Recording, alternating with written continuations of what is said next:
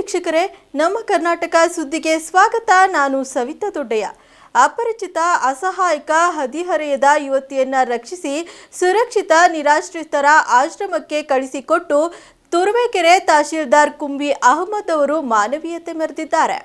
ಅಪರಿಚಿತ ಅಸಹಾಯಕ ಬುದ್ಧಿಮಾಂದ್ಯ ಹದಿಹರೆಯದ ಯುವತಿಯನ್ನ ರಕ್ಷಿಸಿ ಸುರಕ್ಷಿತ ನಿರಾಶ್ರಿತ ಆಶ್ರಮಕ್ಕೆ ಕಳಿಸಿಕೊಟ್ಟು ತುರುವೇಕೆರೆ ತಹಶೀಲ್ದಾರ್ ಅಹಮದ್ ಮಾನವೀಯತೆ ಮೆರೆದಿದ್ದಾರೆ. ಹೌದು ವೀಕ್ಷಕರೇ, ತುರುವೇಕೆರೆ ತಾಲೂಕಿನ ಮಾಯಸಂದ್ರ ಗ್ರಾಮದಲ್ಲಿ ಕಳೆದ ತಿಂಗಳಿನಿಂದ ಆಕಸ್ಮಿಕವಾಗಿ ಹದಿಹರೆಯದ ಅಪರಿಚಿತ ಯುವತಿಯೊಬ್ಬಳು ಗ್ರಾಮದಲ್ಲಿ ಕಾಣಿಸಿಕೊಂಡಿದ್ದು, ದಿನನಿತ್ಯ ಈಕೆ ರಸ್ತೆಯಲ್ಲಿ ಭಿಕ್ಷೆ ಬೇಡುವುದು, ತುತ್ತು ಅನ್ನ ಮತ್ತು ಬಟ್ಟೆಗಾಗಿ ಪರದಾಡುವುದು ಕಂಡುಬಂದಿದೆ. ಆಕೆಯ ಮನಸ್ಥಿತಿ ಮತ್ತು ಆರೋಗ್ಯವೂ ಸಹ ಸರಿಯಿಲ್ಲ. ಪ್ಯಾರಾಲಿಸಿಸ್ ಕಾಯಿಲೆಯಿಂದ ಬಳಲುತ್ತಿದ್ದಾಳೆ. ಅವಳ ವಾರಸುದಾರರು ಸಹ ಇಂದಿಗೂ ಹುಡುಕಿಕೊಂಡು ಬಂದಿಲ್ಲ. ಪ್ರತಿದಿನ ರಾತ್ರಿ ಆಗುತ್ತಿದ್ದಂತೆ ಮಾಯಸಂದ್ರ ಬಸ್ ತಂಗುದಾಣದಲ್ಲಿ ಮಲಗುತ್ತಾಳೆ. ಬೆಳಗ್ಗೆಯಿಂದ ಭಿಕ್ಷೆ ಬೇಡಿದ ಹಣವನ್ನು ಯಾರೋ ಅಪರಿಚಿತರು ಬಂದು ಕಿತ್ತುಕೊಂಡು ಹೋಗುತ್ತಾರೆ. ರಾತ್ರಿ ವೇಳೆ ಕುಡುಕರು ಆಕೆಯನ್ನ ಎಳೆದುಕೊಂಡು ಹೋಗುವ ಲಕ್ಷಣಗಳು ಕೂಡ ಕಂಡುಬರುತ್ತಿವೆ. ಕಾಲ ಪರಿಸ್ಥಿತಿ ಸರಿಯಿಲ್ಲದ ಕಾರಣ ಹೆಣ್ಣು ಮಕ್ಕಳಿಗೆ ಏನಾದರೂ ತೊಂದರೆಗಳು ಆದರೆ ಯಾರು ಹೊಣೆ ಎಂಬ ಅಭಿಪ್ರಾಯಪಟ್ಟ ಗ್ರಾಮಸ್ಥರು ತಾಲೂಕು ದಂಡಾಧಿಕಾರಿಯಾದ ಕುಂಬಿ ಅಹಮದ್ ಅವರಿಗೆ ಹಾಗೂ ಸಂಬಂಧಪಟ್ಟ ತಾಲೂಕು ಆಡಳಿತ ಇಲಾಖೆ ಅಧಿಕಾರಿಗಳು, ಪೊಲೀಸ್ ಇಲಾಖೆಗೆ ಯುವತಿಗೆ ಸೂಕ್ತ ರಕ್ಷಣೆ ನೀಡಲು ವಾರಸುದಾರರನ್ನ ಪತ್ತೆ ಮಾಡಿ ಅವಳ ಪೋಷಕರಿಗೋ ಅಥವಾ ಬಾಲಭವನದ ವಶಕ್ಕೆ ನೀಡಬೇಕೆಂದು ಮಾಯಸಂದ್ರ ಗ್ರಾಮಸ್ಥರು ಸ್ಥಳೀಯ ಜನಪ್ರತಿನಿಧಿಗಳಿಗೆ ಪತ್ರಿಕಾ ಮಾಧ್ಯಮದ ಮೂಲಕ ಮನವಿ ಮಾಡಿದ್ರು. ಕೂಡಲೇ ವಿಷಯ ತಿಳಿದ ತಾಲೂಕು ದಂಡಾಧಿಕಾರಿ ಅಹಮದ್ ಅವರು ಸಂಬಂಧಪಟ್ಟ ಇಲಾಖೆ ಅಧಿಕಾರಿಗಳಿಗೆ ಸೂಚನೆ ನೀಡಿ ಆಶಾ ಎಂಬ ಯುವತಿಯನ್ನ ರಕ್ಷಿಸಿ ಮಾನವೀಯತೆ ಮೆರೆದಿದ್ದಾರೆ. ಒಟ್ಟಾರೆ ಆಶಾ ಎಂಬ ಯುವತಿಯ ರಕ್ಷಣೆ ಮಾಡಿ ಶಿರಾ ತಾಲೂಕಿನ ಕೋರಾದಲ್ಲಿರುವ ನಿರಾಶ್ರಿತ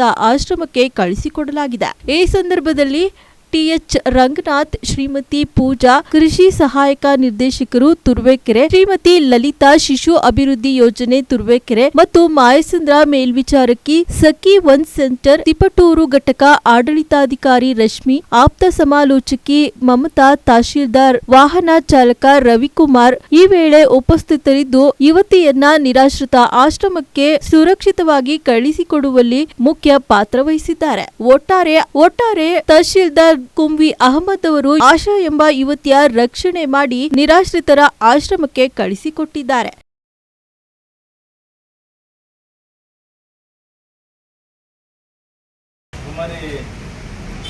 ಆಶಾ ಎಂಬುವರು ಸುಮಾರು 27 ವರ್ಷ ಇಲ್ಲಿ ಮಾಯಸಂದ್ರದಲ್ಲಿ ಆಚೆಗೆ ಓಡಾಡ್ತಿದ್ದರು. ಇವರಿಗೆ ಯಾರು ಸಂಬಂಧಿಕರು ಯಾರು ಕಂಡು ಬಂದಿಲ್ಲ ಮತ್ತು ಇವರಿಗೆ ಯಾವುದೇ ವಾಸಕ್ಕೆ ಮನೆಗಳು ಕೂಡ ಇಲ್ಲ. ಹಾಗಾಗಿ ಇವ್ರನ್ನ ಸುರಕ್ಷಿತವಾದ ನಿರಾಶ್ರಿತ ಕೇಂದ್ರಕ್ಕೆ ಇವತ್ತು ನಾವು, ನಮ್ಮ ತಾಲೂಕು ವೈದ್ಯಾಧಿಕಾರಿಗಳು, ನಮ್ಮ ಶಿಕ್ಷಣ ಅಧಿಕಾರಿಗಳು ಮತ್ತು ನಮ್ಮ ಮಹಿಳಾ ಮತ್ತು ಮಕ್ಕಳ ಕಲ್ಯಾಣ ಇಲಾಖೆಯ ಸಮಾಲೋಚಕರು ಮತ್ತು ಅವರ ಸಿಬ್ಬಂದಿಗಳು ಬಂದಿದ್ದಾರೆ. ಇವ್ರನ್ನ ನಾವು ಘೋರ ನಿರಾಶ್ರಿತ ಕೇಂದ್ರ. ಕಳೆದ 25 ವರ್ಷದ ಹೋರಾಟದ ಫಲವಾಗಿ ಹಾಗಲವಾಡಿ ಹೋಬಳಿಯ ಜನತೆಯ ಕನಸು ನನಸಾಗಿದ್ದು, ಪ್ರಸ್ತುತ ವರ್ಷವೇ ಹೇಮಾವತಿಯ ನೀರು ಈ ಭಾಗಕ್ಕೆ ಹರಿಯಲಿದೆ ಎಂದು ಶಾಸಕ ಎಸ್ಆರ್ ಶ್ರೀನಿವಾಸ್ ವಿಶ್ವಾಸ ವ್ಯಕ್ತಪಡಿಸಿದರು. ಗುಬ್ಬಿ ತಾಲೂಕಿನ ಮೂಕನಹಳ್ಳಿ ಪಟ್ಟಣದಲ್ಲಿ ಲೋಕೋಪಯೋಗಿ ಇಲಾಖೆಯ ವತಿಯಿಂದ ಎಂಎಚ್ ಪಟ್ಟಣ ಮಾರ್ಗವಾಗಿ ಸರ್ವೇಗಾರನಪಾಳ್ಯ ಮತ್ತು ಮಣಿಮಾರಿ ದೇವಸ್ಥಾನ ಸಂಪರ್ಕದ ಸುಮಾರು 7 ಕೋಟಿ ವೆಚ್ಚದ ರಸ್ತೆ ಅಭಿವೃದ್ಧಿ ಕಾಮಗಾರಿಗೆ ಗುದ್ದಲಿ ಪೂಜೆ ನೆರವೇರಿಸಿ ಮಾತನಾಡಿದ ಅವರು, ಕಳೆದ 25 ವರ್ಷಗಳಿಂದ ಹಾಗಲವಾಡಿ ಹೋಬಳಿಯ ಜನತೆ ನೀರಾವರಿ ಹೋರಾಟವನ್ನ ನಡೆಸುವ ಮೂಲಕ 2 ಬಾರಿ ಚುನಾವಣೆಯನ್ನ ಬಹಿಷ್ಕರಿಸಿ ಗ್ರಾಮ ಪಂಚಾಯಿತಿ ಯೋಜನೆಯನ್ನ ನಡೆಸದೆ ಹೋರಾಟ ಮಾಡಿದ ಫಲವಾಗಿ ಇದು ಮಠದಹಳ್ಳಿ ಕೆರೆಗೆ ಏತ ನೀರಾವರಿ ಯೋಜನೆ ಚಾಲನೆಗೊಂಡಿದ್ದು, ಇದರಿಂದ ಹಾಗಲವಾಡಿ ಹೋಬಳಿಯ ಹಲವು ಗ್ರಾಮಗಳಿಗೆ ಕುಡಿಯಲು ಹೇಮಾವತಿ ನೀರು ಹರಿಸಲು ಸಾಧ್ಯವಾಗಿದೆ. ಕಾಮಗಾರಿಯು 1 ವರ್ಷದ ಒಳಗಡೆ ಪೂರ್ಣಗೊಳ್ಳಲಿದ್ದು, ಪ್ರಸ್ತುತ ವರ್ಷವೇ ಹೇಮಾವತಿ ನೀರು ಈ ಭಾಗದಲ್ಲಿ ಹರಿಯಲಿದೆ ಎಂದರು. ಈ ಕಾರ್ಯಕ್ರಮದಲ್ಲಿ ಗ್ರಾಮ ಪಂಚಾಯಿತಿ ಅಧ್ಯಕ್ಷ ಯೋಗೇಶ್, ಉಪಾಧ್ಯಕ್ಷೆ ಭಾಗ್ಯಮ್ಮ, ಮುಖಂಡರಾದ ನರಸಿಂಹಯ್ಯ, ನೇಮರಾಜು, ರವಿ, ವೆಂಕಟೇಶ್, ಶ್ರೀನಿವಾಸ್, ಗ್ರಾಮ ಪಂಚಾಯಿತಿ ಸದಸ್ಯ ಚಂದ್ರಶೇಖರ್, ಗುತ್ತಿಗೆದಾರ ಬೋರೇಗೌಡ, ಸ್ಥಳೀಯ ಮುಖಂಡರು ಹಾಜರಿದ್ದರು.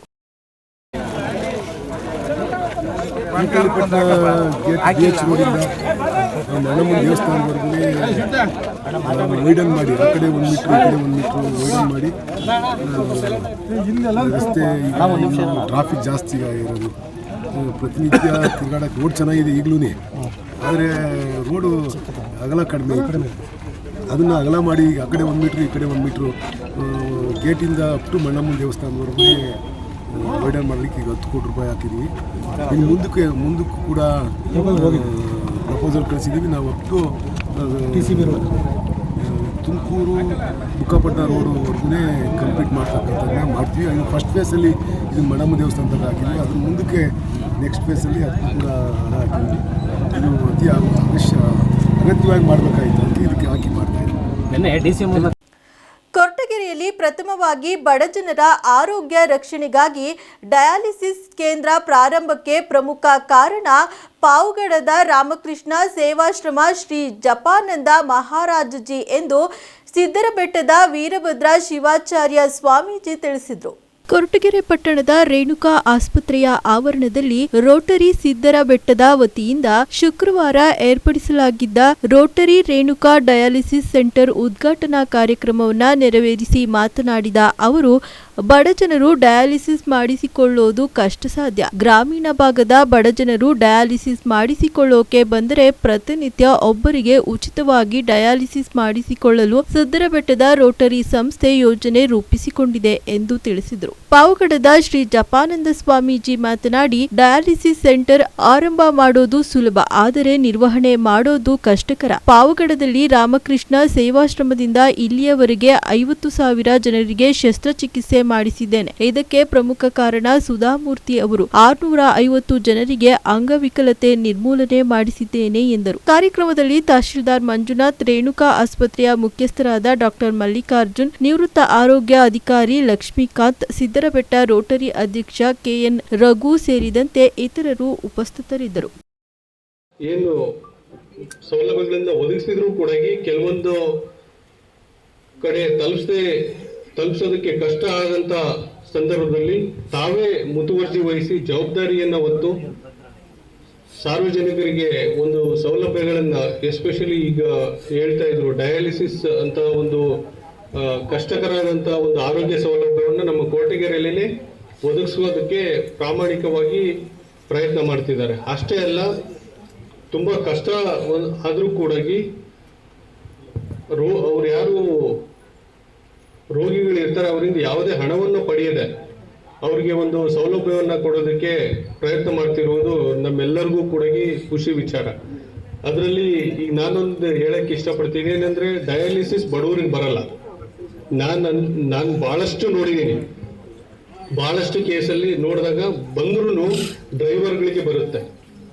ಡ್ರೈವರ್ಗಳಿಗೆ ಮತ್ತೆ ಹೆಚ್ಚು ಅಂದ್ರೆ ಯಾರು ಫಿಸಿಕಲ್ ಆಕ್ಟಿವಿಟಿ ಇರೋದಿಲ್ಲ ಅಂಥವರಿಗೆ ಬರುತ್ತೆ. ಸೊ ನಾವೆಲ್ಲರೂ prevention is better then cure ಅನ್ನಂಗೆ ನಾವೆಲ್ಲರೂ ಎಲ್ಲ ಆಲ್ಮೋಸ್ಟ್ ಯುವಕರಿದ್ದೀವಿ, ಹಿರಿಯರು ಕೂಡ ಇದ್ದಾರೆ.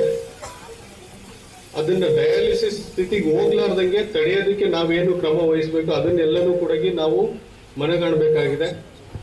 ನಮ್ಮ ಆರೋಗ್ಯವನ್ನ ಕಾಪಾಡಿಕೊಂಡು ಸಮಾಜಕ್ಕೆ ನಾವೇನು ಕೊಡಬೇಕು, ನಾವೇನು ಮಾಡಬೇಕು ಅನ್ನೋ ಒಂದು ಉದ್ದೇಶವನ್ನ ಇಟ್ಕೊಂಡು ನಾವೆಲ್ಲರೂ ಬದುಕಬೇಕಾಗಿದೆ. ಬಹಳ ಕಷ್ಟ, ಎಂತೆಂತ ಕಷ್ಟಪಡ್ಬೇಕಾಗುತ್ತೆ ಗೊತ್ತಾ. ಇದೇ ಬೇರೆ ಇದರಲ್ಲಿ ಕೇಳಕ್ ಹೋಗಲ್ಲ ಅವರು, ಯಾಕೆಂದ್ರೆ ಮೊದಲೇ ಅವ್ರದ್ದು ಬಿಲ್ಲು ಸೊನ್ನೆಗೆ ಲೆಕ್ಕ ಇಲ್ಲ, ಅಲ್ಲೆಲ್ಲ ಅಷ್ಟು ಜೋರಾಗಿರುತ್ತೆ ಸೊನ್ನೆಗಳು. ನಮಗೆ ಏನೆಲ್ಲ ಕೇಳ್ತಾರೆ. ಇಷ್ಟು ಹೇಳಿ ಮಧುಗಿರಿನಲ್ಲಿ ನಾವು ನಡೆಸ್ತಾ ಇದ್ದೀವಿ. ಪ್ರತಿ ದಿವಸ 5-6 ಕೇಸ್ ಬರ್ತಾ ಇದೆ. We have 5 missions.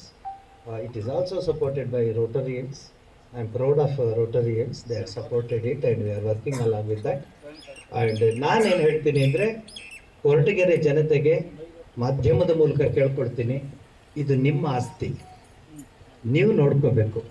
ನಿಮ್ಮ ಆಸ್ಪತ್ರೆ, ಪೇಷಂಟ್ನ ಕರ್ಕೊಂಡ್ಬಂದರೆ ನಿಮ್ಮ ಜವಾಬ್ದಾರಿ. ಬಾಗಿಲ ಹತ್ರ ಬಿಟ್ಬಿಟ್ಟು ಹೋಗೋದಲ್ಲ, ಪೇಷಂಟ್ ನೋಡ್ಕೊಳ್ಳೋದು ನಿಮ್ಮ ಜವಾಬ್ದಾರಿನೇ. ಈಗ ಮಧುಗಿರಿನಲ್ಲಿ ಡಾಕ್ಟರ್ ಮಲ್ಲಿಕಾರ್ಜುನ್ ಊಟ ಕೊಡ್ತಾ ಇದ್ದೇವೆ. ಅವ್ರು ಬರುವಾಗಲೇ ಹಂಗೆ ಬರ್ತಾರೆ, ಇನ್ನು ಅವ್ರಿಗೆ ನಾನೇನು ಮಾಡಲಿ. ಸೊ ಊಟ ಎಲ್ಲ ಕೊಟ್ಟು ಅವರನ್ನು ನೋಡಿಕೊಂಡು ಅದು ಮಾಡಿ ವಾಪಸ್ ಕಳಿಸ್ಕೊಡ್ತಾ ಇದ್ದೀವಿ. ಇಲ್ಲೂ ಅದೇ ಥರ ಎಲ್ಲ ಚೆನ್ನಾಗಿ ನಡೆಯುತ್ತೆ. ನಾವೆಲ್ಲ ಇದ್ದೀವಿ. ನಾವು ಬರೀ ಇನಾಗ್ರೇಷನ್ ಮಾಡುವಂಥ ಸ್ವಾಮಿಗಳಲ್ಲ, ವಿ ಆರ್ ಪ್ರಾಕ್ಟಿಕಲ್ ಸ್ವಾಮಿಗಳು. We follow Swami Vivekananda. Whatever we say, we do it, we will see that it has been done in put into practicality. So with this few words ನನಗೆ ಭಾಳ ಸಂತೋಷ. ನಾವು ಪಾವಗಡದಲ್ಲಿ ನಾನು ಇದ್ವಿ ಅಷ್ಟೇ, ನಮ್ಮ ಆಶ್ರಮ ಇವತ್ತು ಪ್ರತಿ ದಿವಸ 4,000 ವಿದ್ಯಾರ್ಥಿನಿಯರು ಊಟ ಮಾಡ್ತಾ ಇದ್ದಾರೆ. ಆಶ್ರಮ ಇರೋದು ಪಾವಗಡದಲ್ಲೇ, ಅದು ನಡೀತಿರೋದು ಯೂನಿವರ್ಸಿಟಿನಲ್ಲಿ. 4,000 ಪ್ರತಿ ದಿವಸ ಲೆಕ್ಕ ಹಾಕ್ಕೊಳ್ಳಿ. ಈವರೆಗೆ 8,60,000 ಊಟ ಮಾಡಿಸಿದ್ದೀವಿ. ನೀವು ಲೆಕ್ಕನೇ ಸಿಕ್ಕಿಲ್ಲ, ನಾನು ಹೇಳ್ತಾ ಇದ್ದೇನೆ. 8,60,000 ಜನ ಊಟ ಹಾಕಿದ್ದೀವಿ ಈವರೆಗೆ. ಖರ್ಚು ಎಷ್ಟಾಗಿದೆ ಅಂತ ಕೇಳಿದಾಗ ನಿಮ್ಗೆ ಗೊತ್ತಾಗುತ್ತೆ. ನಾನು ಆಲ್ಮೋಸ್ಟ್ 4 ಕೋಟಿ ಮೇಲೆ ಖರ್ಚಾಗಿದೆ. ಬಟ್ ಅದು ಕೋಟಿ ಲೆಕ್ಕಕ್ಕಿಲ್ಲ, ಹೃದಯವಂತಿಕೆ ಲೆಕ್ಕಕ್ಕೆ. ಸಿದ್ಧಗಂಗಾ ಸ್ವಾಮಿಗಳ ಕೊಟ್ಟಿದ್ದ ದಾರಿನಲ್ಲಿ ನಾನು ನಡೆಯೋದಕ್ಕೆ ಪ್ರಯತ್ನ ಪಡ್ತಾ ಇದ್ದೀನಿ ಅಂತೇಳಿ ರೋಟರಿ ಸಂಸ್ಥೆ ಜೊತೆಗೆ ಅದರ ಸಿದ್ಧಪಟ್ಟ ರೋಟರಿ ಟ್ರಸ್ಟ್ ಅಂತ ಮಾಡ್ಕೊಂಡಿರ್ತೇವೆ. ಅದಕ್ಕೆ ದಾರಿಗಳು ಹುಡುಕ್ತಿರ್ತೇವೆ. ನಮಗೇನೇನೋ ಕೆಲವು ನಿಮಿಷದಲ್ಲಿ ನಮಗೆ ಗೌರ್ನರ್ ಬರ್ತಾರೆ. ಅಂದರೆ ನಮ್ಮ ರೋಟರಿಯ ಈ 3192ನ ಗೌರವ ಆಗಿರ್ತಕ್ಕಂಥ ಮಹಾದೇವ್ ಪ್ರಸಾದ್ ಅವರು ಬರೋರಿದ್ದಾರೆ, ಇನ್ನೇನು ದಾರಿಲಿ ಇದ್ದಾರೆ. ಅವ್ರ ಮುಖಾಂತರವಾಗಿ ಹಲವಾರು ರೋಟರಿ ಸಂಸ್ಥೆಗಳು ಎಷ್ಟೆಷ್ಟು ದೊಡ್ಡ ದೊಡ್ಡ ಶ್ರೀಮಂತರಿದ್ದಾರೆ ಅಂದರೆ ರೋಟರಿಯಲ್ಲಿ ಒಬ್ಬರು ರವಿಶಂಕರ್ ಅನ್ನೋರು ಕೆಲವು 2-3 ವರ್ಷಗಳ ಹಿಂದೆ 100 ಕೋಟಿ ಹಣವನ್ನು ದಾನ ಮಾಡಿರ್ತಕ್ಕಂಥವ್ರು. ರೋಟರಿಗಳಿಗೆ ಇಷ್ಟು ಶ್ರೀಮಂತರಿದ್ದಾರೆ ಅಂತ ಯಾಕಂದರೆ 100 ಕೋಟಿ ಕೊಡೋದಷ್ಟು ಕಷ್ಟ ಇದೆ. ಬರೀ 1 ಕೋಟಿ ಅಲ್ಲ, 100 ಕೋಟಿ ದಾನ ಮಾಡೋದು ಇಡೀ ದೇಶದೊಳಗೆ ಅತ್ಯಂತ ರೋಟರಿಗೆ ಹೆಚ್ಚು ಹಣ ಕೊಟ್ಟಿರ್ತಕ್ಕಂಥವ್ರು. ಅಂಥ ದಾನಿಗಳಿರೋದ್ರಿಂದ ಈ ಥರದ ಯೋಜನೆಗಳನ್ನು ಮಾಡಿಕೊಟ್ರೆ ಸಾಮಾನ್ಯ ಬಡವರ ಜನಕ್ಕೆ ಅನುಕೂಲ ಆಗುತ್ತೆ ಅನ್ನುವಂಥದ್ದು ಹಿನ್ನೆಲೆಯಲ್ಲಿ ಈಗ ಅದಕ್ಕೆ ಅವರು ಮಹಾದೇವ್ ಪ್ರಸಾದ್ ಬಂದ ಮೇಲೆ ಅವ್ರಿಗೂ ಮನವರಿಕೆ ಮಾಡಿಕೊಡ್ತೀವಿ. ಇಲ್ಲಿ ನಮ್ಮ ಈ ಬೆಂಗಳೂರಿನ ರೋಟರಿ ಮೇಡಮ್ ಅವರು, ಲತಾ ಮೇಡಮ್ ಅವರು ಸಹಿತ ಬಂದಿದ್ದಾರೆ. ನಿಮಗೂ ಹೇಳೋದೇನೆಂದರೆ, ನೀವು ಬೆಂಗಳೂರಿನಲ್ಲಿ ಇಂಥ ಹಲವಾರು ಯೋಜನೆಗಳಿರ್ತವೆ. ಈ ಥರ ಗ್ರಾಮೀಣ ಪ್ರದೇಶದಲ್ಲಿ ಮಾಡತಕ್ಕಂಥ ಯೋಜನೆಗೆ ನೀವೇನಾದರೂ ಆ ಟ್ರಸ್ಟಿಗೆ ನೀವು ಅನುಕೂಲವನ್ನು ಕಲ್ಪಿಸಿಕೊಟ್ರೆ ಆ ಟ್ರಸ್ಟ್ ವತಿಯಿಂದ ಅತ್ಯಂತ ಕಡು ಬಡವರಿಗೆ ಉಚಿತವಾಗಿರ್ತಕ್ಕಂಥ ಒಂದು ಡಯಾಲಿಸಿಸನ್ನು ನಡೆಸುವಂಥ ಒಂದು ಯೋಜನೆಯನ್ನು ಮಾಡಿಕೊಡ್ತೇವೆ. ಅದಕ್ಕೆ ಈ ವರ್ಷ ಕನಿಷ್ಠ ನಾವು ಒಂದು ಟಾರ್ಗೆಟ್ ಹೇಳಿದ್ವಿ, 365 ಜನ ಆದರೂ ಏನಾದರೂ ಮಾಡಿದರೆ ಜನ ಮಾಡಿದ್ರೆ ಅದ್ರಾಗ ಒಬ್ಬರು ಬಡವರು ಸಿಕ್ಕರು, ದಿನಕ್ಕೆ ಒಬ್ಬರು ಬಡವರಿಗಾದ್ರೂ 365 ಅದರ ಅನುಕೂಲ ಆಗುತ್ತೆ. ಅದಕ್ಕೆ ಈ ಸಾರಿ ಇಷ್ಟು ಜನರಾದರೂ ನೀವು ಅದನ್ನು ಒಂದು ಟಾರ್ಗೆಟ್ ರೀಚ್ ಮಾಡಿ ಅಂತ ಹೇಳಿದ್ವಿ. ಅದಕ್ಕೆ ನಮ್ಮ ರೋಟರಿ ಸಿದ್ಧಪಟ್ಟದ ಎಲ್ಲ ಹಿರಿಯರು ಬಂದಿದ್ದಾರೆ. ನಮ್ಮ ಗಂಗಾಧರ ಶಾಸ್ತ್ರಿಗಳು, ಶಿವಕುಮಾರ್, ದೊಡ್ಡಗೌಡ ಮಾಟ್ರು, ಡಾಕ್ಟರ್ ರುದ್ರಪ್ಪ ತಿಪ್ಪೇಂದ್ರಪುರ ಪಂಚಾಯತರು. ನಿಮಗೆ ಹೇಳಿದ್ರೆ ಅಂದರೆ ಒಂದು ಸ್ವಲ್ಪ ಸಾಧ್ಯಷ್ಟು ನೀವು ನಿಮಗೆ ಯಾರಾದ್ರು ಗೊತ್ತಿರುವಂಥವ್ರು ಎಲ್ಲೆಲ್ಲೋ ಖರ್ಚು ಮಾಡ್ತಿರ್ತಾರೆ, ನಿಮ್ಮ ಹೆಸರಿನಲ್ಲಿ ಯಾರೋ ಒಬ್ಬರು ಬದುಕುತ್ತಾರೆ, ಅವ್ರ ಜೀವನಕ್ಕೆ ಅಷ್ಟಕ್ಕೆ ಅನುಕೂಲ ಆಗುತ್ತೆ ಅಂತಂದರೆ ಹುಡುಕುವಂಥ ಒಂದು ಪ್ರಯತ್ನ ಮಾಡಿದರೆ ಕನಿಷ್ಠ 30ರಿಂದ 40 ಜನ ರೋಟರಿ ಮೆಂಬರ್ಸ್ ಇದ್ದಾರೆ. ಒಬ್ಬೊಬ್ಬರು ಒಂದು ಮಾಡಿದ್ರೆ ಎಲ್ಲರೂ 300 ಆಯಿತು. ಅವ್ರಿಗೆ ಗೊತ್ತಿರೋ ಇನ್ನೊಬ್ಬರು ಮಿಸ್ ಮಾಡಿದ್ರೆ ಹೀಗಾಗುತ್ತೆ. ಅದಕ್ಕೆ ಅದನ್ನು ಪ್ರಯತ್ನ ಮಾಡಿ ನಾವು ಮಠದ ವತಿಯಿಂದ ಸಾಧ್ಯವಾದಷ್ಟು ಒಂದು 11 ಜನ ರೋಟರಿ ಸದಸ್ಯರಿಗೆ ನಾವು ಮಠದಿಂದ ವೈಯಕ್ತಿಕವಾಗಿ ಆ ಹಣವನ್ನು ನಿಮ್ಮ ಟ್ರಸ್ಟ್ಗೆ 11 ಜನರು ಏನು ಡಯಾಲಿಸಿಸ್ಗೆ ಅದನ್ನು ಒದಗಿಸಿಕೊಡ್ತೀವಿ ಅನ್ನುವಂಥ ಮಾತನ್ನು ಮೊದಲನೇದಾಗಿ ತಿಳಿಸ್ಲಿಕ್ಕೆ ಇಚ್ಛಪಡ್ತೀವಿ. ಈ ಥರ ನರ್ಸ್ಗೂ ನಾಗಭೂಷಣ್ಗೂ ಫೋನ್ ಮಾಡಿದರೆ ಅವರೆಲ್ಲನ ಎಂಥ ಸಂದರ್ಭದಲ್ಲಾದರೂ ಕೂಡ ಇರಲಿ ಬಂದು ಅದನ್ನು ಅವ್ರಿಗೆ ಮೊದಲು ಆರೈಕೆ ಮಾಡುವಂಥ ಕೆಲಸ. ಬಹುತೇಕ ನಾನು ಇಲ್ಲಿ ಬಂದು ತಾಲೂಕಿಗೆ ಬಂದು ಒಂದು 14 ವರ್ಷ ಆಯಿತು. ಬಹುಶಃ ನನಗೆ ಅವರು ಒಂಥರ ಪರ್ಸ್ನಲ್ ಡಾಕ್ಟರ್ ಇದ್ದಂಗೆ. ನನಗೇನಾದ್ರು ಒಂದು ಸಣ್ಣ ಉಗುರು ನೋವಾದರೂ ಕೂಡ ಅವ್ರ ಹತ್ರಕ್ಕೆ ಬಂದು ಒಂದು ಇಂಜೆಕ್ಷನ್ ತೊಗೊಂಡೋದ್ರೆ ಬೇರೆ ಬೇರೆ ದೊಡ್ಡ ದೊಡ್ಡ ಡಾಕ್ಟ್ರು ಆಸ್ಪತ್ರೆಗಳಿರುತ್ತೆ. ಕೆಲವರ ಕೈಗುಣಗಳು ಔಷಧ ಯಾವುದೋ ರೀತಿಯಲ್ಲಿ ಒಂದು ಸಂಜೀವಿನಿ ಥರ ಕೆಲಸವನ್ನು ಮಾಡ್ತದೆ. ಇಬ್ಬರು ಸ್ವಾಮೀಜಿಯವರು ಹೇಳಿದಾಗೆ ಯಾರಿಗೂ ಡಯಾಲಿಸಿಸ್ ಬರುವಂಥ ಆಶೀರ್ವಾದ ಭಗವಂತ ಮಾಡೋದು ಬೇಡ. ಡಯಾಲಿಸಿಸ್ ಚೆನ್ನಾಗಿ ನಡೀಲಿ ಅಂತ ನಾವು ಆಶೀರ್ವಾದ ಮಾಡೋದು ಬೇಡ, ಅದು ನಡೆಯೋದೇ ಬೇಡ ಅಂತ ನಾನು ಭಗವಂತನಲ್ಲಿ ಬೇಡ್ಕೊಳ್ತೇನೆ. ಯಾರಿಗೆ ಕಿಡ್ನಿ ಹೋಗಿದೆ, ಡಯಾಲಿಸಿಸ್ ಇದೆ, ಅವ್ರ ಕಷ್ಟ ಭಗವಂತನಿಗೆ ಮುಟ್ತದೆ. ಆ ಡಯಾಲಿಸಿಸ್ ಮಾಡ್ಕೊಳ್ಳೋಣ ಕೇಳಿ, ನಿನಗೇನಾದ್ರು ಒಂದು 2 kg ಬಂಗಾರ ಬೇಕಾ, 3 ಎಕರೆ ಎಸ್ಟಾಪ್ ಕೊಡೋಣ ಜಾಗ ಬೇಕಾ ಅಂದರೆ ನಂದಿರೋ 3 ಎಕರೆ ನಿಂಗೆ ಬರ್ಕೊಡ್ತೀನಪ್ಪ, ನಾನು ಚೆನ್ನಾಗಿ ನೋಡ್ಕೊಳುವಂಥ ಸ್ಥಿತಿಗೆ ನಾವು ಬರ್ತೇವೆ. ಹೀಗಾಗಿ ಒಂದು ಆಸ್ಪತ್ರೆಯನ್ನು, ಒಂದು ಜ್ವರ ನಿವಾರಣೆ ಮಾಡ್ಬೋದು, ಒಂದು ತಲೆನೋವನ್ನು ನಿವಾರಣೆ ಮಾಡ್ಬೋದು. ಆದರೆ ಡಯಾಲಿಸಿಸ್ ಸೆಂಟರ್ನ ನಡೆಸುವಂಥದ್ದು ಆಗ್ತಾನೆ ಹುಟ್ಟಿದಂಥ ಮಗುವನ್ನು ಪಾಲನೆ ಮಾಡಿದಷ್ಟು. ಬಹುಶಃ ನಮ್ಮ ಗುರುಗಳು ಬಾಲಗಂಗಾಧರ ಸ್ವಾಮೀಜಿಯವ್ರಿಗೂ ಸುಮಾರು 7 ವರ್ಷ ಡಯಾಲಿಸಿಸ್ ಆಯಿತು, ವಾರದಲ್ಲಿ 3 ದಿವಸ. ಅವ್ರ ಜೊತೆಲಿದ್ದಾಗ ನೋಡ್ತಾ ಇದ್ವಿ ಅವರ ಪರಿಸ್ಥಿತಿಗಳನ್ನು, ಆ ವೈರು, ಆ ಚುಚ್ಚೋದು ಅವೆಲ್ಲ ನೋಡಿದಾಗ ಯಾವ ಶತ್ರುಗೂ ಬೇಡ ಅನ್ನುವಂಥ ಪರಿಸ್ಥಿತಿ ಬರ್ತದೆ. ಬಹುಶಃ ಆಗಲೇ ತಹಶೀಲ್ದಾರ್ ಹೇಳಿದ್ರು, ಬರೀ ಡ್ರೈವರ್ಗೆ ಅಂತಲ್ಲ, ಯಾರೆಲ್ಲ ಇವತ್ತು ಮಾನಸಿಕವಾಗಿ ನೊಂದು ಎಲ್ರಿಗೂ ಇವತ್ತು ಕಿಡ್ನಿಗಳು ಹೋಗುತ್ತೆ. ಕಾರಣ ಬೇಕಾಗಿಲ್ಲ. ಈಗಾಗಲೇ ಮಾಧ್ಯಮಗಳಲ್ಲಿ ಗಮನಿಸ್ತೇವೆ, ಪತ್ರಿಕೆಗಳಲ್ಲೂ ನೋಡ್ತಾ ಇದ್ದೇವೆ. ಹಾಸನಲ್ಲಿ ಕೂಡ ಒಂದು 7-8 ಜನ ಹಾರ್ಟ್ ಅಟ್ಯಾಕ್. ಬೆಳಗ್ಗೆ ಮಾತನಾಡಿಸಿರ್ತೀವಿ, ಸಂಜೆ ಅವ್ನು ಇರೋಲ್ಲ ಅಂತ ಹೇಳಿದ್ರೆ ನಾವೆಲ್ಲರೂ ಇವತ್ತು ಒತ್ತಡದ ಬದುಕಲಿದ್ದೀವಿ. ಏನು ಒತ್ತಡ ಅಂತ ಯಾರಿಗೂ ಗೊತ್ತಿಲ್ಲ. ಇವತ್ತು ಹುಟ್ಟ ಮಗುನು ಕೂಡ BP ಶುಗರ್ ತೊಗೊಂಡು ಬರುವಂಥ ಪರಿಸ್ಥಿತಿ ಅಂತ ಹೇಳಿದ್ರೆ ನಾವು ಬದುಕುವಂಥ ಜೀವನ ಕ್ರಮಗಳು, ನಮ್ಮಲ್ಲಿರುವಂಥ ಎನರ್ಜಿ ಎಲ್ಲ ಒಂದು ಕಡೆ ಬೇರೆ ಇರುವ ರೀತಿಯಲ್ಲಿ ವ್ಯರ್ಥವಾಗ್ತದೆ ಅನ್ನುವಂಥದ್ದು ನಾವೆಲ್ಲರೂ ಕೂಡ ಅರ್ಥವನ್ನು ಮಾಡ್ಕೋಬೇಕು. ಪರೋಪಕಾರಾರ್ಥಂ ಇದಂ ಶರೀರಂ, ಈ ಶರೀರ ನಮ್ಮ ಸ್ವಾರ್ಥಕ್ಕಲ್ಲ, ಬೇರೆಯವ್ರ ಉಪಕಾರಕ್ಕೋಸ್ಕರ ಅಂತೇಳಿ ಅರ್ಥವನ್ನು ಮಾಡಿಕೊಂಡ್ರೆ ಖಂಡಿತ ಮನುಷ್ಯನ ಬದುಕು ಸಾರ್ಥಕತೆ ಆಗುತ್ತೆ. ಇವತ್ತು ರೋಟರಿ ಸಂಸ್ಥೆಯ ಅಧ್ಯಕ್ಷರಾಗಿ ರಘು ಅವರು ನನ್ನ ಅವಧಿ ಮುಗಿಯೋದ್ರೊಳಗಡೆ ಏನಾದ್ರು ಒಂದು ಒಳ್ಳೆ ಕೆಲಸವನ್ನು ಮಾಡೋಗ್ಬೇಕು ಅಂತೇಳಿ ಎಲ್ಲರ ಸಹಕಾರವನ್ನು ಪಡೆದು ಇವತ್ತೊಂದು ಡಯಾಲಿಸಿಸ್ ಸೆಂಟರ್ನ ಇವತ್ತೇನು ರೇಣುಕಾ ಆಸ್ಪತ್ರೆಯಲ್ಲಿ ಪ್ರಾರಂಭವನ್ನು ಮಾಡಿದರೆ, ಇವತ್ತಿಗೆ ಎಲ್ಲದಕ್ಕಿಂತ ಹೆಚ್ಚಾಗಿ ರೋಟರಿ ಮತ್ತೆ ಅಧ್ಯಕ್ಷರು ಪದಾಧಿಕಾರಿಗಳ ದಾನಿಗಿಂತ ಹೆಚ್ಚಾಗಿ ಬಹುಶಃ ಮಲ್ಲಿಕಾರ್ಜುನ್ ಮತ್ತು ಅವರ ಶ್ರೀಮತಿ ನಾವೆಲ್ಲ ಒಂದ್ಸರಿ ಜೋರಾದ ಚಪ್ಪಾಳಿ ಮುಖ. ಲಿಂಕ್ ಕೆನಾಲ್ ಕಾಮಗಾರಿ ಕುರಿತು ಜುಲೈ 4ರಂದು ಸಿಎಂ ಹಾಗೂ ಡಿಸಿಎಂ ಸಭೆಯನ್ನ ಕರೆದಿದ್ದಾರೆ. ಉಪಮುಖ್ಯಮಂತ್ರಿಗಳು ರೈತರಿಗೆ ತೊಂದರೆ ಆಗದಂತೆ ಸಮಸ್ಯೆ ಬಗೆಹರಿಸುವುದಾಗಿ ಭರವಸೆ ನೀಡಿದ್ದಾರೆ ಎಂದು ಶಾಸಕ ಎಸ್ಆರ್ ಶ್ರೀನಿವಾಸ್ ಗುಬ್ಬಿಯಲ್ಲಿ ತಿಳಿಸಿದ್ದಾರೆ.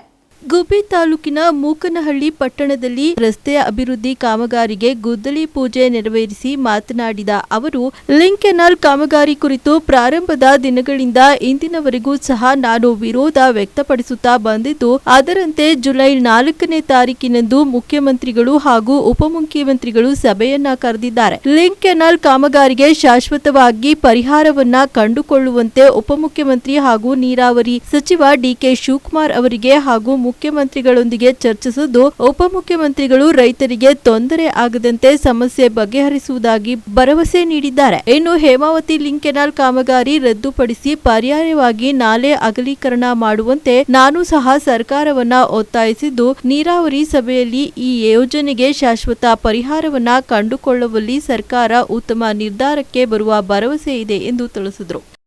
ಪ್ರಾಜೆಕ್ಟ್ ಅಲ್ಲಿ ಏನಾಯಿತು ಅಂದರೆ, ಪ್ರಾರಂಭದಲ್ಲಿ ಕೆಲವು ರೈತರು ನಮಗೆ ಅಪ್ಲಿಕೇಶನ್ ಹಣ ಕೊಟ್ಟು ಕೆಲಸ ಶುರು ಮಾಡಿ ಅಂತ ಹೇಳಿದ್ರು.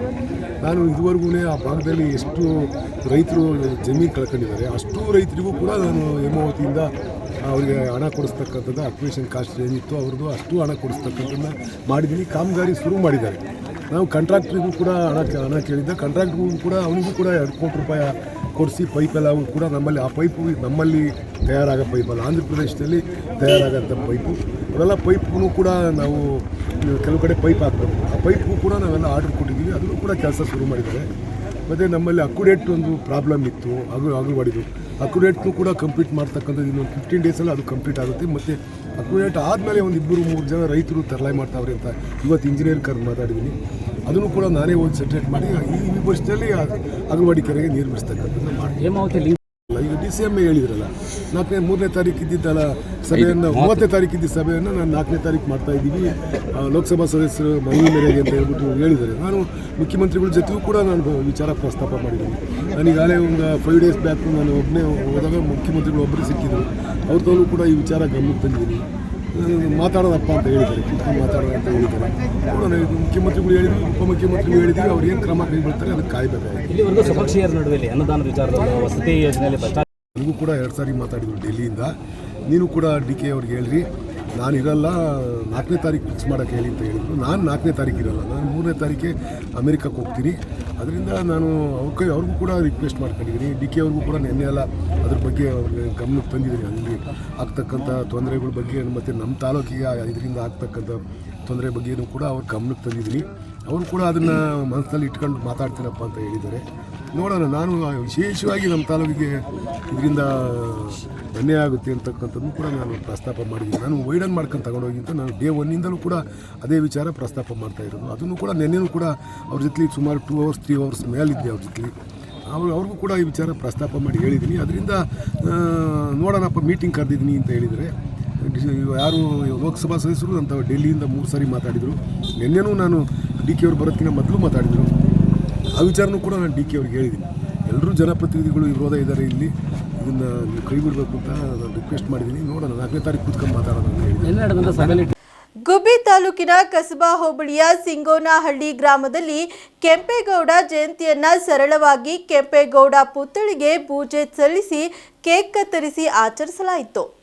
ಕೆಂಪೇಗೌಡ ಜಯಂತಿ ಆಚರಣೆ ಮಾಡಿ ಮಾತನಾಡಿದ ಗ್ರಾಮದ ಮುಖಂಡ ಸೋಮಶೇಖರ್ ಅವರು, ನಾಡಪ್ರಭು ಕೆಂಪೇಗೌಡ ಅವರ 516ನೇ ಜಯಂತಿಯನ್ನ ಇಡೀ ಕರ್ನಾಟಕದಾದ್ಯಂತ ಮಾಡುತ್ತಿದ್ದಾರೆ. ನಾವು ಕೂಡ ಎಲ್ಲಾ ಜನಾಂಗದವರು ಸೇರಿ ಪ್ರತಿ ವರ್ಷದಂತೆ ಈ ವರ್ಷವೂ ಮಾಡುತ್ತಿದ್ದೇವೆ ಎಂದರು. ನಂತರ ಗ್ರಾಮದ ಮುಖಂಡ ಮಂಜುನಾಥ್ ಮಾತನಾಡಿ, ನಾವು ಕೆಂಪೇಗೌಡರ ಜಯಂತಿಯನ್ನ ಬಹಳ ವಿಜೃಂಭಣೆಯಿಂದ ಮಾಡಬೇಕೆಂದು ಅಂದುಕೊಂಡಿದ್ದೇವೆ. ಕೆಲ ಜನಗಳಿಗೆ ಕೆಂಪೇಗೌಡರ ಜಯಂತಿ ಏನೆಂಬುದೇ ಗೊತ್ತಿಲ್ಲ. ಪ್ರತಿ ಗ್ರಾಮಗಳಲ್ಲಿಯೂ ನಾಡಪ್ರಭು ಕೆಂಪೇಗೌಡರ ಜಯಂತಿಯನ್ನ ಮಾಡಬೇಕೆಂಬುದು ನಮ್ಮ ಆಸೆ ಎಂದರು. ಈ ಸಂದರ್ಭದಲ್ಲಿ ರಾಜಣ್ಣ, ಗಂಗಾಧರ್, ವರದರಾಜು, ಸುನಿಲ್, ಮಹೇಶ್ ಮುಂತಾದ ಊರಿನ ಮುಖಂಡರು ಹಾಜರಿದ್ದರು.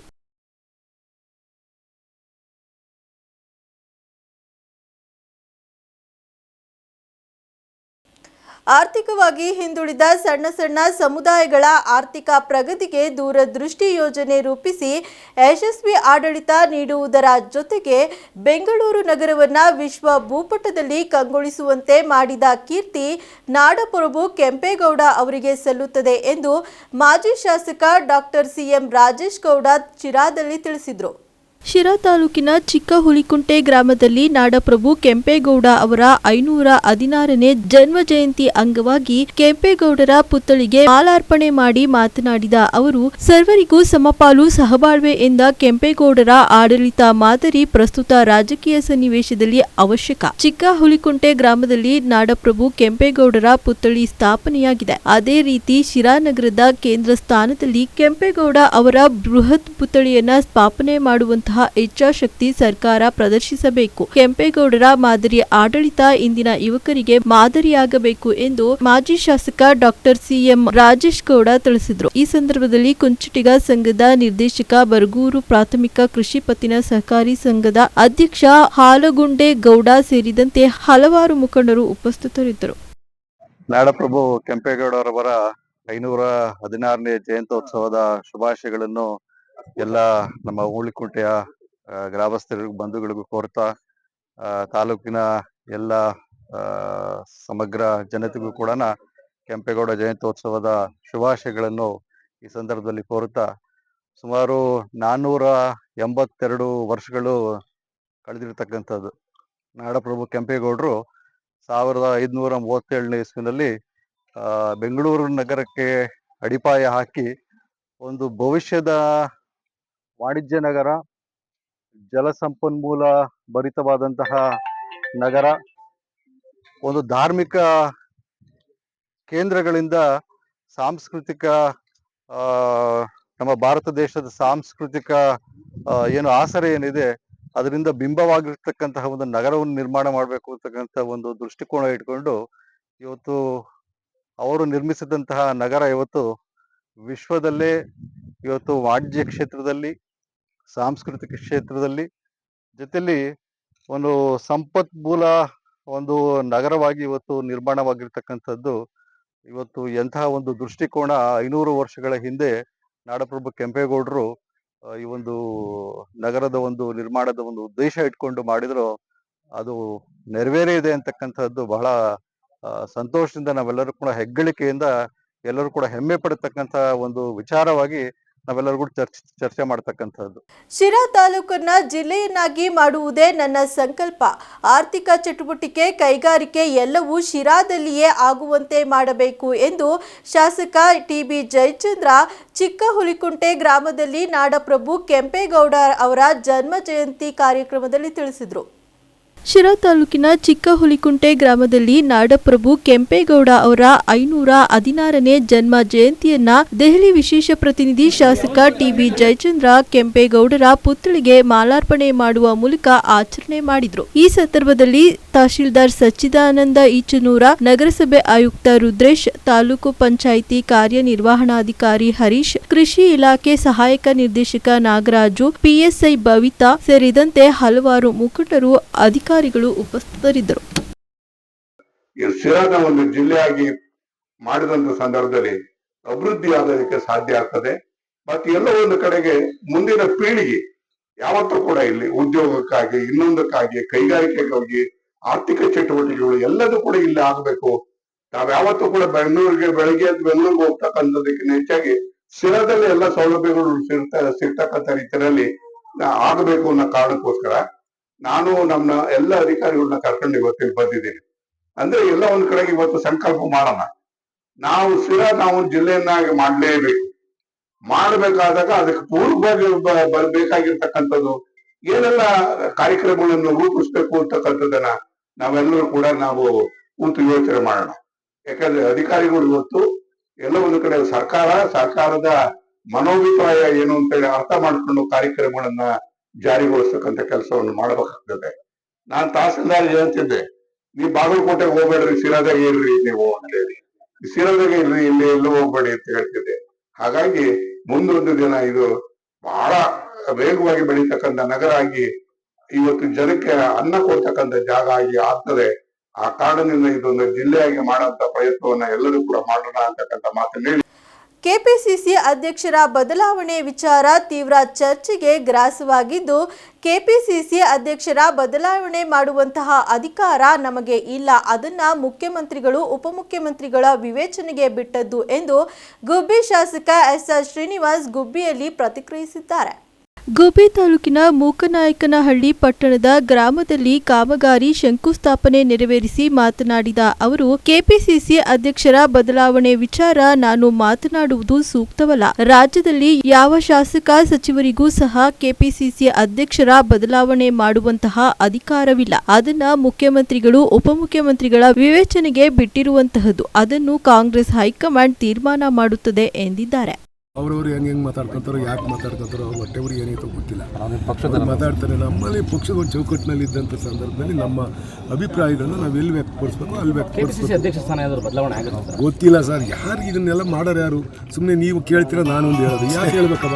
ನನಗೆ ಯೋಗ್ಯತೆ ಐತೆ. ಅದನ್ನ KPCC ಅಧ್ಯಕ್ಷರ ತನಕ ಮಾತಾಡೋವಂಥದ್ದು, KPCC ಅಧ್ಯಕ್ಷರನ್ನ ಚೇಂಜ್ ಮಾಡೋ ಅಂಥದ್ದು ಈ ರಾಜ್ಯದಲ್ಲಿ ಯಾರಿಗಾನ ಐತಾ?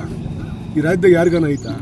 ಮಾಡಿರೋ ಮುಖ್ಯಮಂತ್ರಿಗಳು ಹೋಗಿ ಏನಾರು ಮಾತಾಡಿ, ಡೆಪ್ಟಿ CM ಹೋಗಿ ಮಾತಾಡಿ ಹೈಕಮಾಂಡಲ್ಲಿ ಏನಾದ್ರು ತೀರ್ಮಾನ ಮಾಡ್ಕೊಬೇಕು. ಅವರಿಬ್ಬರೂ ಏನಾದರೂ ತೀರ್ಮಾನ ಮಾಡ್ತಕ್ಕಂಥ ಅರ್ಹತೆ ಇರ್ತಕ್ಕಂಥವ್ರು, ಯೋಗ್ಯತೆ ಇರ್ತಕ್ಕಂಥವ್ರು, ಅವಕಾಶ ಇರ್ತಕ್ಕಂಥವ್ರು ಮುಖ್ಯಮಂತ್ರಿಗಳು ಮತ್ತು ಉಪಮುಖ್ಯಮಂತ್ರಿಗಳು. ಅವರು ಮಾತಾಡಿದರೆ ಇದಕ್ಕೆ ಅರ್ಥ ಬರುತ್ತೆ. ನಾನು ಮಾತಾಡಿದರೆ ಬೀದಿಲಿ ಹೋಗೋಣ ಯಾವನೋ ಮಾತಾಡ್ಕೊಳ್ಬೋದು ಅಂದಂಗೆ ಆಗುತ್ತಷ್ಟೇ. ಎಷ್ಟಿತ್ತು ಈ ಹೊತ್ತಿನ ಸುದ್ದಿ ಮತ್ತು ಮನೋರಂಜನೆಗಾಗಿ ನೋಡ್ತಾ ಇರಿ ನಮ್ಮ ಕರ್ನಾಟಕ ಟಿವಿ. ಇದು ಕನ್ನಡಿಗರ ಭರವಸೆ.